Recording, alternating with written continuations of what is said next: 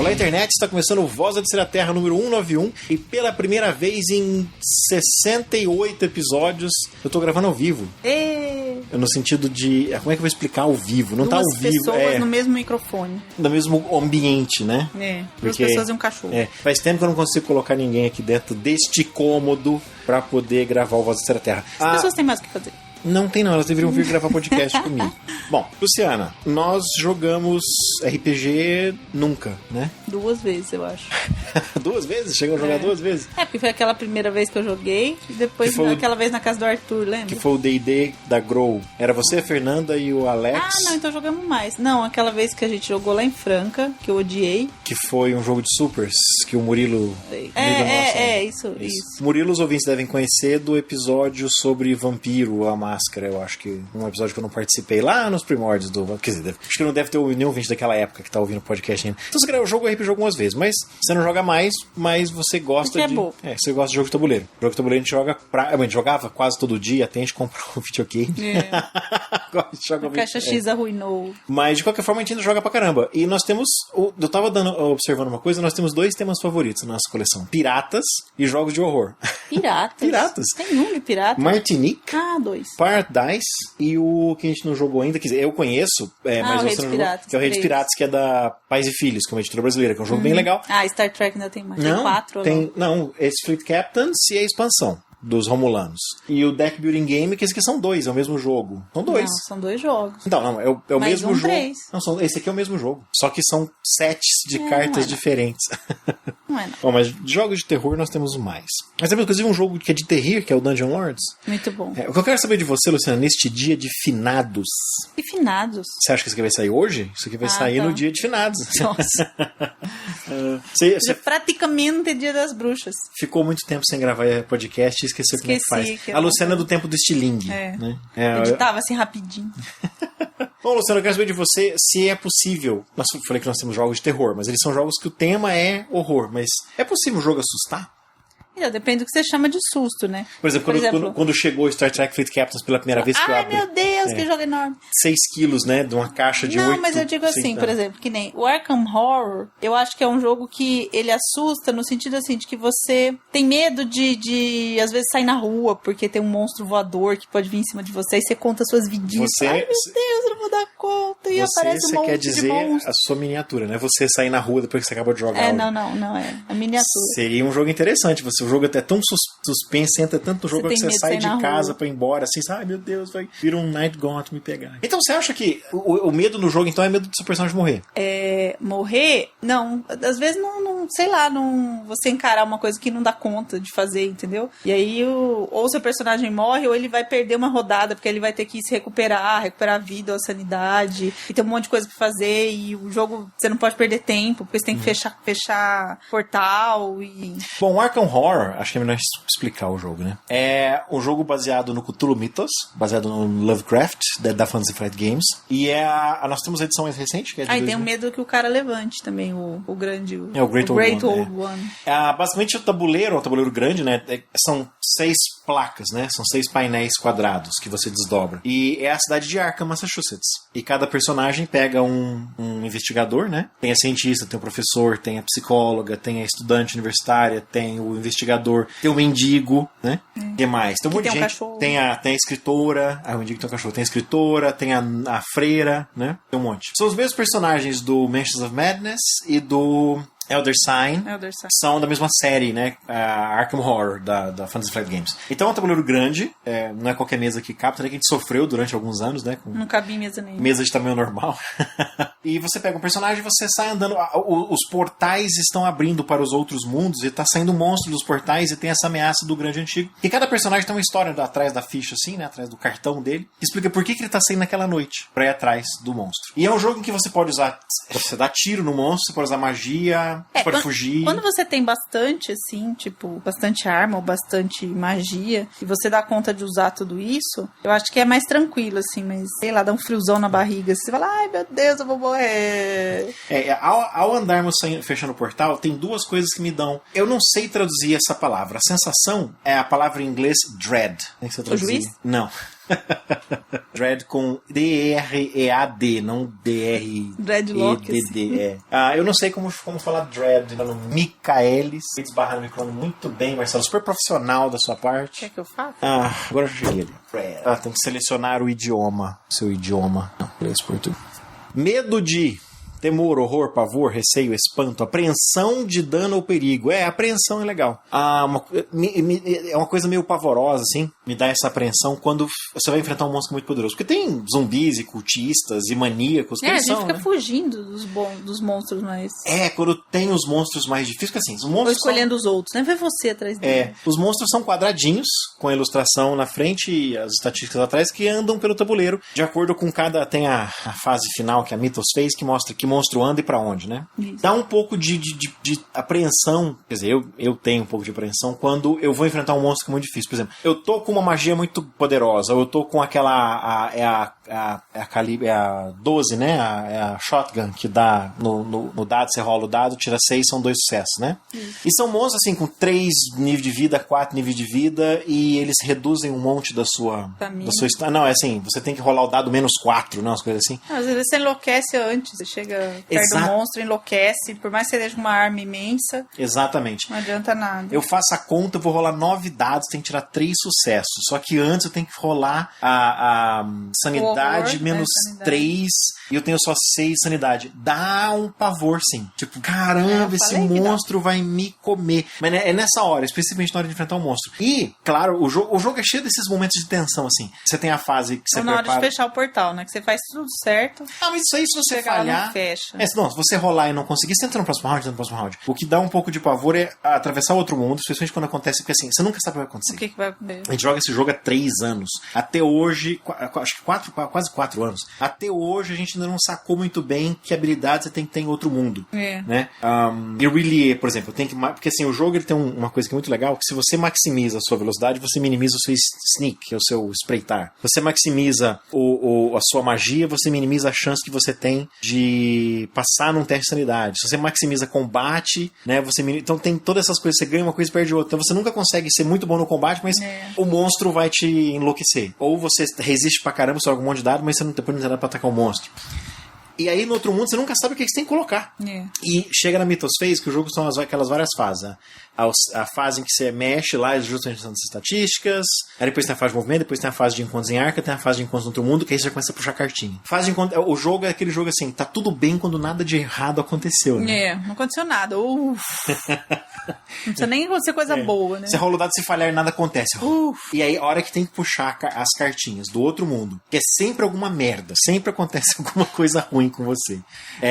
E a gente fica super surpreso quando acontece essa coisa. Você encontra um artefato, 5 de dólar.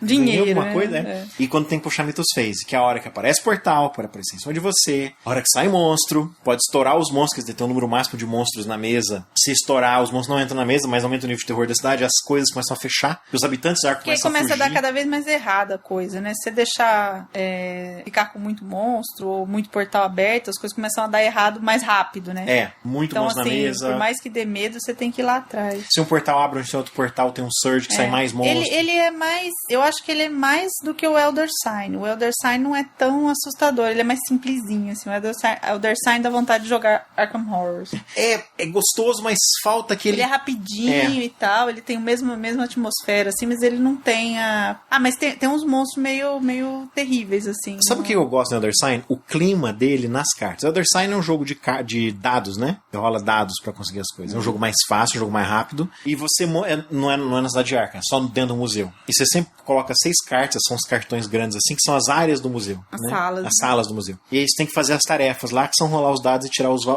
valores lá que tem. As combinações. Do dado. Cada carta é realmente o jogo mais fácil. Falta aquele né? Aquele a mais, aquele... Como é que o pessoal do Queer Eyes for Street Guy fala? Aquele sujo.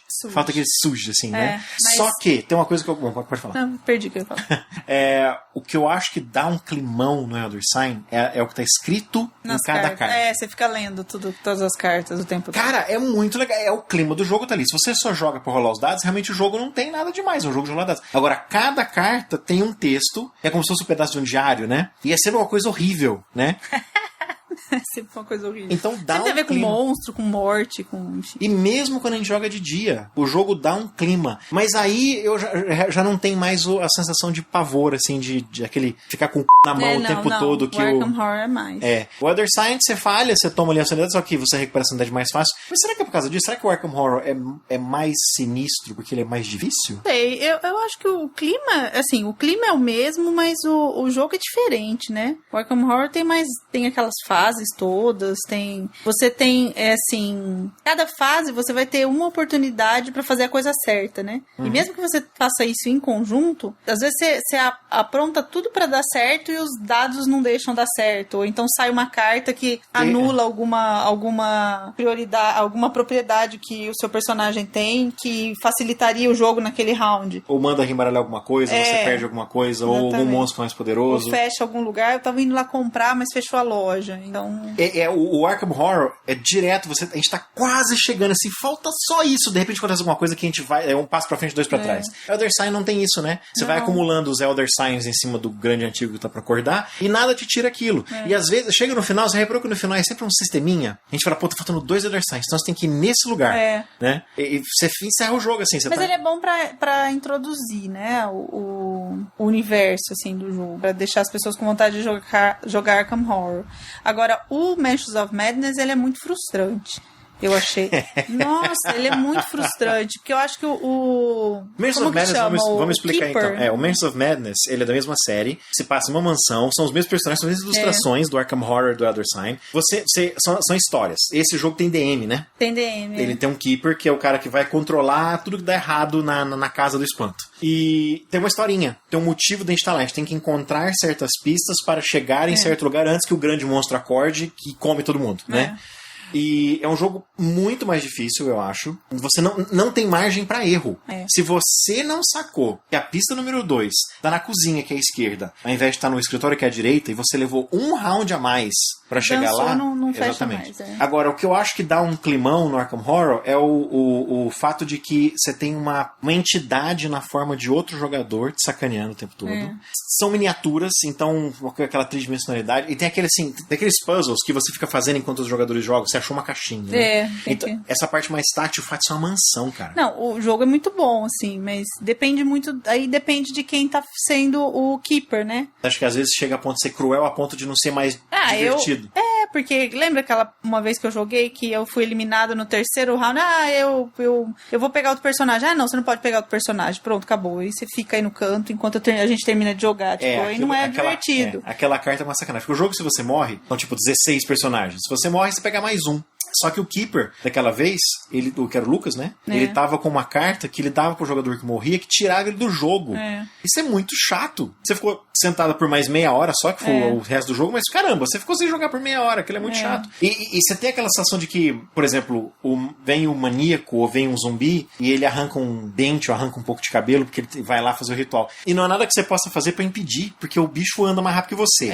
Ele é meio frustrante, mas eu ainda acho que o Arkham Horror é melhor, assim, mais assustador. Você acha que o Mansions of Madness, ele é assustador demais, a ponto de, assim, ele é opressor, ele é opressor demais. Ele dá preguiça, ele é muito difícil. Mas eu não sei também, de repente, com outra pessoa sendo Keeper, às vezes, o cara controla um pouco o nível de diversão, né? A Solange deu pra ele, né, os nossos padrinhos de casamento, né, ela deu pra ele. A gente nunca jogou, o Mansions of Madness. Ele ainda não, nem sei se ele ainda leu, mas é um jogo legal pra caramba, a gente podia. Agora, eu acho que é o ponto fraco pode ser o ponto forte ou pode ser o ponto fraco do jogo. Como eu já joguei... É a história do RPG também. Se o DM é um sacana e sacaneia todo mundo e adora matar todo mundo, bota um monstro que não tem... Ninguém consegue chegar perto e tudo mais, ele diminui um pouco a... É que sim. Né? Mas o Mansions of Madness, ele tem limite, porque... ele compra cartinhas, a cada round ele ganha certos tokens que ele troca por carta. Então tem um pouco... Tem um controle do jogo, né? Não é uma coisa aberta. Mas depende. Mas ainda assim é muito... Ele tem muito controle sobre a diversão do grupo, né? Eu também eu acho que às vezes a pessoa ela tem que saber medir o que ele vai fazer para aquele grupo que ele tá jogando. Porque às vezes pra um grupo vai adorar isso, tipo, o cara sacanear e quebra a perna do outro, não sei o quê. E outro grupo vai achar isso muito chato e não vai nem gostar, não conseguir curtir o jogo. Que já aconteceu, acho que não sei se era o seu personagem, se era a minha personagem, tava matando o monstro na sapatada. Eu matei o monstro na sapatada. E aí ele falou assim, quer saber cansado? Não, era o meu personagem, minha personagem tava fugindo muito fácil. E aí ele falou, cansei de você, aí quebrou minha perna. Quebrou sua perna, assim, de graça. Aí eu tive me escondendo no baú. Mas aí, eu acho que não é porque o jogo é difícil que ele é aterrorizante, eu acho que é o clima mesmo, a sensação de você eles são todos no mesmo universo, né, os 3 que a gente falou. Mas sabe por que eu tô pensando nisso? Por causa do Wrath of Ashar-Dalan. Wrath of Ashar-Dalan é um outro jogo que é você contra o tabuleiro te odeia, o jogo quer te matar todas as forças, é um jogo difícil, nós já morremos, chegamos no final, né, encontramos a última sala e morremos, e eu não tenho a sensação de medo, ou de pânico, ou de pavor. Apesar daquele monte de monstro. Mas os monstros de Wrath of Ashar-Dalan são equilibrados, assim, dá pra, se você fizer um trabalho legal, dá pra você matá-los, assim, mais fácil, vamos dizer assim. E você sabe... Tira um pouco de vida, corre atrás de você, mas... E você sabe que monstro que a gente faz uns sisteminhas, né? Não, esse monstro, ele dá mais dano de longe, então tem que ficar perto. Esse é o contrário. Tem aqueles itens mágicos que você passa o monstro pra outra pessoa. Você sabe um que dá um medão, assim? Netrunner. Netrunner? Dá um frio na barriga, assim, porque você não sabe o que tá acontecendo, o que o outro tá fazendo, o que ele tá pensando. Meu Deus, que aflição. O Netrunner já foi falado... Mas ele não é de terror. Ele é cyberpunk. Não é medo de terror. Ele assim, é cyberpunk, né? Você prepara a sua estratégia toda certinho, não sei o que, e você joga um vírus, puxa na mesa e fala, que saco. Então, eu não sabia disso, você sente apreensão, então sente um frio na barriga quando você joga. Olha só, que legal. Eu nunca sei quando... Se eu sou a corporação, eu nunca sei quando eu consigo colocar a agenda na mesa. Lembra uma vez que a gente jogou, que tava um jogo comprido, que não saía agenda de jeito nenhum, você acabou pegando as agendas todas na minha mão, porque eu não conseguia botar a agenda na mesa, porque não saía, isso é um horror. O Netrunner, eu gravei um episódio do Vozes, o episódio número 170. Saiu no Natal do ano passado. Eu gravei com o Fernando Barrocal, que tá sofrendo com pedra nos rins lá em São Paulo. E só pra explicar rapidamente, é um jogo para 2 pessoas, né? Que nós vamos falar no episódio sobre jogos para 2 pessoas. Em que um cara é um runner, que é um hacker, tipo estilo cyberpunk mesmo, e o outro faz uma megacorp. Que é uma corporação que tenta... Uma corporação com motivos, assim, com agendas escusas e não necessariamente legais, né? E o runner, ou você é um criminoso, que você tá afim de dinheiro, você é uma shaper, que é a hackear por hackear, ou você é o anarquista, que quer destruir a grande corporação. E o jogo, ele é assimétrico. As regras pra corporação são um pouco diferentes das regras do runner. Sabe que você tem razão? Eu gosto muito mais de jogar com corporação do que como runner. Você gosta de jogar como runner, né? Não sei. Não sei o que eu gosto mais, assim. Eu acho que jogar como runner é mais fácil. Eu acho. E quando eu jogo como corporação, você tem razão. Dá uma apreensão, tipo assim, caramba, esse cara vai... Você faz os servidores à sua esquerda, né, e coloca as coisas. E coloca os vírus e tal, e os ICEs, né? Não são vírus, né? São ICEs. Quem tem vírus são os hackers. E você fica naquele nervoso assim, eu vou colocar isso aqui, será que ele vai cair na armadilha? Mas aí tem hora que assim, você coloca um ICE, aí agenda ali, e, por exemplo, eu coloco e você não vem. Assim, você não vem. Aí você coloca, de repente, uma armadilha, alguma coisa, e aí fica olhando, assim, parece que você sacou que aquilo era uma armadilha e não vem, entendeu? Aí você põe uma agenda no mesmo lugar. Porque a carta fica pra baixo. Então, eu sei o que tem lá, mas que eu sou a corporação, mas você não sabe. Exatamente. E aí, né? O que será que ele colocou ali? E quando a gente encontra certos ICEs, e quando eu viro assim, você coloca ali, eu viro um tool booth. Um tool booth não é toll, né? Toll booth. É uma carta terrível, que te suga todo o dinheiro. Ou então aquele Archer, né? Que come uma agenda da corporação, que são cartas que têm um custo muito alto, né? Ou então, eu gosto pra caramba, eu já venci de você umas 2 vezes. Eu era Wayland e eu joguei Scorched Earth. É uma carta assim, depende do runner tá tagueado. Tagueado é o seguinte, quando você consegue rastrear o runner, você dá um token de tag pra ele, que ele pode eliminar no fim do... Encostei no microfone, não. Que ele pode eliminar no fim do round com dinheiro, né? Mas se ele não faz isso, você usa Scorched Earth, que é basicamente uma carta que tem uma moça num prédio alto. Assim, você vê o reflexo no vidro, né? Da moça da Megacorp, lá no fundo. Lá embaixo tá pegando fogo na cidade, quiser destruir um bairro pra achar você, né? E dá tipo 4 de dano, e o dano, e a vida do runner é o número de cartas. Se você tá com 4 cartas ou menos, você morre. E da flatline, né? Que faz... Ele é um jogo bem... Eu não tinha bem pensado, nervoso. Eu não tinha pensado nisso. Se ele é de medo, assim, se ele dá medo. Mas ele é um jogo bem nervoso, assim, eu acho. Temos um outro jogo que dá um pouco de medo, que é o Cthulhu Mythos também, que é o... Witch of Salem, que é o Arkham Horror da Mayfair Games. Nossa, né? cara, aquelas bruxas malditas.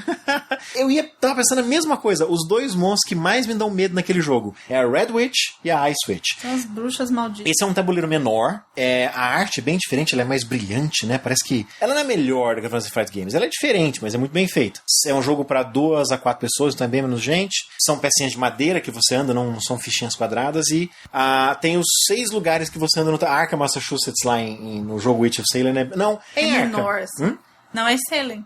Não é Arkham, sim, porque tem a Arkham, tem a Miskatonic University. O Witch of Salem é o cara que te ajuda. Então tem um aliado no jogo, mas tem um vilão que é o Necro, que anda pelo tabuleiro. Não, Witch of Salem é o Robert Craven. O Robert Craven, E o jogo tem os espaços para cada monstro em cada lugar. E você saca no fim ou no começo de cada round? No começo de cada round, né? No começo. E eles ficam assombrando aquele local, mas você tem que ir lá de qualquer jeito, porque você tem que pegar as pecinhas e tal. Tem 4 tipos de itens diferentes, só que dentro da ficha do personagem só cabem 3.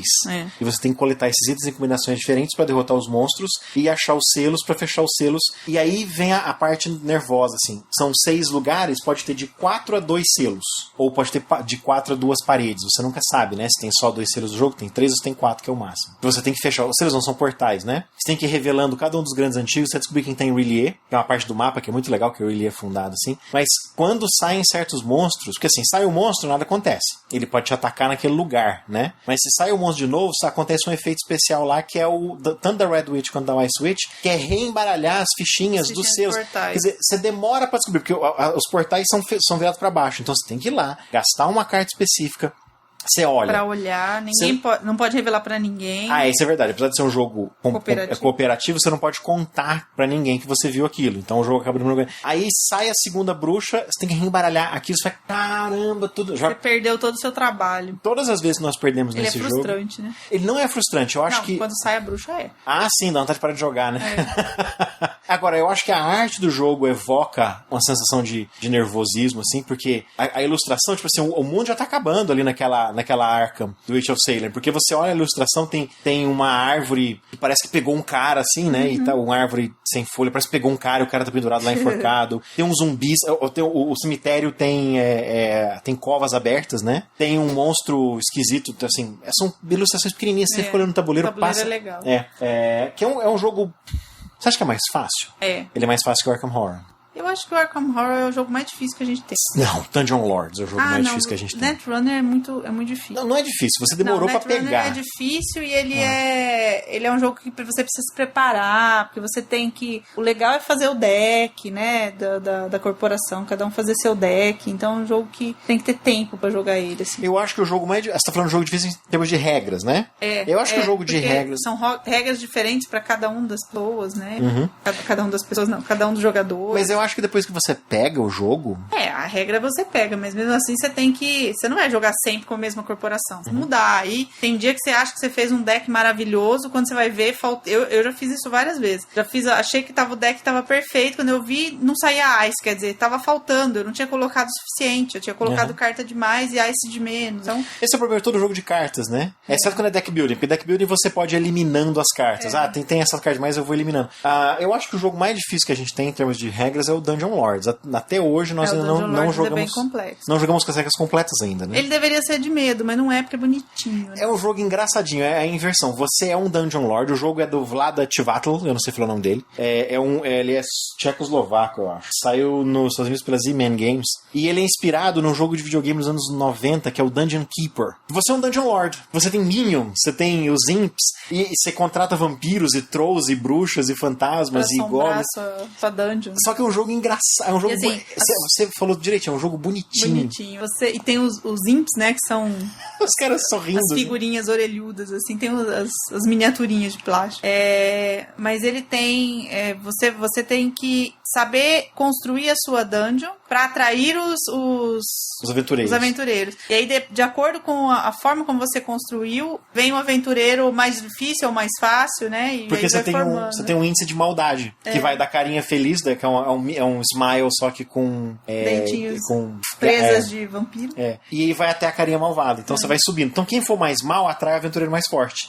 Então você tem que ser mal o suficiente para atrair um aventureiro que vai ser mais, digamos assim, que vai dar ponto, mas não mal demais a ponto de atrair o paladino. O paladino. Paladino. Eu já traí o Paladino, vixe. Teve uma surra do Paladino. Eu acho que é o único jogo que nós Nada, eu matei o Paladino. Não, você matou o Paladino. Você não tomou surra do Paladino. Matei não, aprisionei o Paladino. E você teria ganhado aquele jogo se não fosse por causa da dívida que você contraiu. Porque chega na hora de pagar imposto pela dungeon, né? Se você não tiver dinheiro, você tem que contrair dívida. Mas o que eu achei... é o único jogo de tabuleiro que nós temos que o manual é divertido de ler. O manual é engraçado, porque tem tanto o demônio quanto o Minion dando dica pra você, né? Assim, o Paladino, ele fica na tenda dele... não, ele não fica lá na cidade bebendo com todo mundo. Ele fica na tenda dele sozinho. Outras palavras, ele bebe sozinho. Esquadrinhando a região em procura de Great Evil. Não é que é. Em procura de Evil. Quando ele sente, né, grande mal, ele vai. Quer dizer, pequeno mal, ele não se importa. Ele só vai no... Fica lá tomando água de coco. Mas nós vamos falar sobre jogos difíceis ainda. Nós vamos ter um episódio do Vozes e nós vamos falar sobre jogos que eu espero conseguir a Samantha e o Zé Marcelo, mas eu não sei. Eu acho... Pode falar de jogo que a gente não tem? Qual? Lembra aquele da... Que a gente... Last Night on Earth. Você tem que fugir num carro, e aí você tem que achar gasolina, achar chave, não sei o que, pra fugir, e os zumbis estão chegando. São alguns cenários. Deve ser bem nervoso. Aquele cenário que a gente viu era de pegar a chave, a gasolina e fugir, mas você tem outros cenários. Chama Last Night on Earth. É um dos jogos do zumbi que eu gostaria de ter. E, inclusive, ele tem você pode comprar CD com trilha sonora ambiente pra colocar no jogo. É verdade, é um jogo que pode ser assustador, porque você tem... Alguns jogadores são zumbis e alguns jogadores são os sobreviventes. Mas são pessoas normais, é estudante universitário, é o xerife, é o médico. Não é nenhum herói, né? Acho que é por isso que o Wrath of Shardalon não é nervoso, porque você é um elfo paladino, um Dragonborn mágico, então não tem... Vou ter medo, bola de fogo, né? Eu acho que de jogo que dá medo que nós temos são esses, né? Nós temos alguns jogos que dão medo de jogar porque eles levam meia hora pra montar. Nossa. Mas... O Nightfall, talvez, mas Nightfall eu não acho um assustador, não. É verdade, porque você é um monstro, né? O tema é de monstro, mas né? O Nightfall é um jogo, é um deck building game. Deck building é que você começa com um baralho básico, mínimo, e aí tem umas cartas na mesa que você pode comprar. E você vai comprando e montando o seu baralho de acordo com a sua preferência. Você ataca os outros jogadores. Só que você é o monstro. Você controla uma horda de vampiros, lobisomens, ghouls, zumbis. E tem até humanos também, né? Tem alguns humanos também. Você ataca os outros. Então ele realmente não dá medo porque ele é um jogo de sistema, né? De você ir montando aqueles... O tema até é horror mesmo. A história do jogo, pelo menos como é passada no manual, é bem legal. Eu gostaria de ler um livro ou ver um filme com aquele tema. Mas quando você joga, realmente, o tema é horror, mas não é de horror. Só que não. Então, acho que foi isso sobre os jogos que nós conhecemos. De jogo de tabuleiro, jogo de cartas, jogo de dados. Deixa eu ver se tem alguma carta pra gente ler, Luciano. Você me acompanha numa carta? Correspondências. Correio Elegante do Correio Elegante da Terceira Terra. Tem uma carta aqui do Walter Tocarti, contato com o Voz. Prezado Marcelo, decidi enviar este e-mail inspirado pela discussão do vampiro, acerca de vampiro... é o vampiro The Eternal Struggle e Rage, do Spellfire. Joguei o primeiro e gostaria de relatar a minha experiência com ele. Deixa eu ver que episódio que ele está falando. Ele está se referindo ao episódio Game Publishers Atlas Games e White Wolf, de 19 de outubro de 2012. Ele está se referindo ao episódio número 157 do Vozes, de um ano atrás, praticamente um ano atrás. Não tô ligado. Você não ouviu esse, Luciano? Eu não vi. Bom, o Walter escreve assim, ou era um jogo muito divertido, né, o Spellfire e o Rage e o Vampiro. Não só pela mecânica, que era muito boa, mas especialmente pelo fator político de um jogo com mais de 2 jogadores. É o Vampire The Eternal Struggle. As alianças se tornavam mais imprevisíveis conforme o número de jogadores aumentava e a turba sempre se voltava para o jogador que chamasse mais atenção. As mecânicas... Tá parecendo Card Goblins. As mecânicas de votação também acrescentavam um sabor todo especial ao jogo que, na minha opinião, foi uma das melhores transições de RPG... Transcrições, né? Não, transições ele escreveu. De RPG para um jogo de card games. Gostaria de lembrar que a Lobo Branco também publicou outros jogos. Na era Hacken saiu o board game Prince of the City. Comprei minha cópia esse ano e já joguei bastante com o meu grupo. Apesar de alguns jogadores acharem as regras um pouco complicadas, o manual é um pouco vago, em minha opinião, ele é divertido e transcreve bem o cenário. A White Wolf também lançou um jogo chamado Dark Influence, com o qual não tive contato. Dentre os outros card games temáticos, tenho jogado bastante o Game of Thrones. É um outro bom card game que tem a possibilidade dessa pegada política dos jogos, com mais de 2 jogadores. Bem, tem mais algum card game baseado em cenários de RPG e fantasia? Poderia falar um pouco de sua experiência com Spellfire? O episódio sobre Spellfire tá demorando. O Alexandre Laguna, o diabético, ele quer gravar um episódio de Spellfire comigo. O problema é que ele sai de uma peça e entra na outra. Ele é ator, sai de uma peça e entra na outra. E eu não consigo consigo achar horário pra gravar com ele. Vai ter um episódio de Spellfire antes do fim do Voz, no episódio 200. Isso eu garanto. Nem que eu grave sozinho. Eu garanto. Você jogou jogar Spellfire, você não curtiu muito, né? Não. Você não joguei, não. Ah, eu te mostrei o Spellfire e você não se interessou. Porque até aquelas ilustrações de D&D dos anos 90, dos anos 80, né? Que são meio bregas, assim. É um jogo legal jogar com 3 pessoas. Não com 2, não com 4, mas com 3 pessoas. Esse jogo que ele falou, Luciano, Prince of the City, foi um dos únicos jogos que eu comprei na internet. Acho que foi um dos 2 jogos na nossa vida que eu comprei na internet que não chegaram. Eu comprei na Amazon. Sorteado. Foi o sorteado. Foi esse na Amazon. Não foi da Amazon, foi no Amazon Marketplace, né? Que você compra de outras lojas. E o Lords of Waterdeep do Book Depository, que não chegou. Eu comprei nesta época, novembro, dezembro. Tem jogo demais. Na época não tinha jogo demais. Luciana, deixa eu te dizer uma coisa. Nunca é jogo demais. Exatamente. Nunca terá jogo demais. E esse jogo nunca chegou. E é desse jeito. É uma cidade, mas tem uma ilustração, tem uns quadrados, porque a cidade é meio metafórica, assim. E você comanda, você é o líder, né, em termos leigos, de uma das facções dos vampiros. São as, tipo, tribos, assim, né? São os clãs de vampiros. Você lembra por causa do Blood Brothers? Isso, você lembra por causa do Blood Brothers. Aquela passou no SBT como Irmãos de Sangue. Não era Blood Brothers, não. Era Vampire... Não, era... Como é que chamava, gente? The Brooding. Como é que chamava? Não lembro. Em inglês eu não lembro. Irmãos de Sangue. Em português, né? Gente, como é que chama? Teve 8 episódios, 6 episódios, eu acho. É daquele jeito, você é um daqueles caras, daqueles líderes. Lembra que tinha o caçador alienígena, era líder dos Bruhá. Você tinha o líder dos Ventru, você tinha os Nosferatu, que era e você tinha a líder toreadora. Que eles eram feiosos. Isso, tinha a líder toreadora, que era a dona do boteco, né? Dona do boteco. Aí tinha o motoqueiro lá, que era Gangrel. Que tinha uma rosa tatuada na costa. Isso. Então você é um daqueles líderes. E você... Não, o Gangrel, a toreadora. Você tinha um daqueles líderes, né, que comandam no jogo, né? Você tem... O príncipe morreu. O príncipe é o líder dos vampiros na cidade. Isso é uma luta política de assim, eu me alio com você nesse round, mas no próximo round eu me alio com outro, pra ver quem vira o líder. Parece um jogo muito legal. Walter, se seus jogadores não estão jogando esse jogo, você quer vender pra mim? Vai que chega, né? Escreve pra webmaster. Não, vai que chega, não, faz um ano, nunca mais vai chegar. Não, o dele. Tá. Manda pro correio pelo Sedex. Tô falando sério, cara. Entra em contato comigo pelo webmaster@terceiraterra.com ou o e-mail que você mandou, vozes@terceiraterra.com. Eu compro o jogo de você. Acho que vou ficar só com o e-mail. O próximo episódio a gente lê. Ele disse que tá jogando bastante. É que ele falou que as regras são... isso faz um ano. Quem sabe ele parou de jogar. Esperança é a última que morre. Vamos negociar esse jogo aí, Val. Coitado. Bom, vamos encerrar por aqui, sem notícias dessa vez. Próximo episódio nós vamos falar sobre jogos A2. Nós vamos falar A2. Muito obrigado, ouvintes, por ouvirem. Muito obrigado, Luciana, por participar, por reservar esse pedacinho do seu tempo para gravar comigo Voz da Terceira Terra. Valeu. Espero que essa seja uma fortuita aliança. Tipo assim, eu tô aqui, né?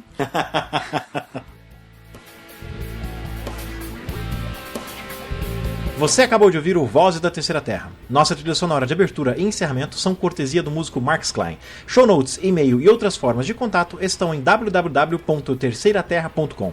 A Terceira Terra é patrocinada em parte pelos sites Amazon, Book Depository e Noble Knight. Faça sua próxima compra nessas lojas através de um de nossos banners. Também temos botões de doação em nosso site, cujos valores vão diretamente para nosso servidor.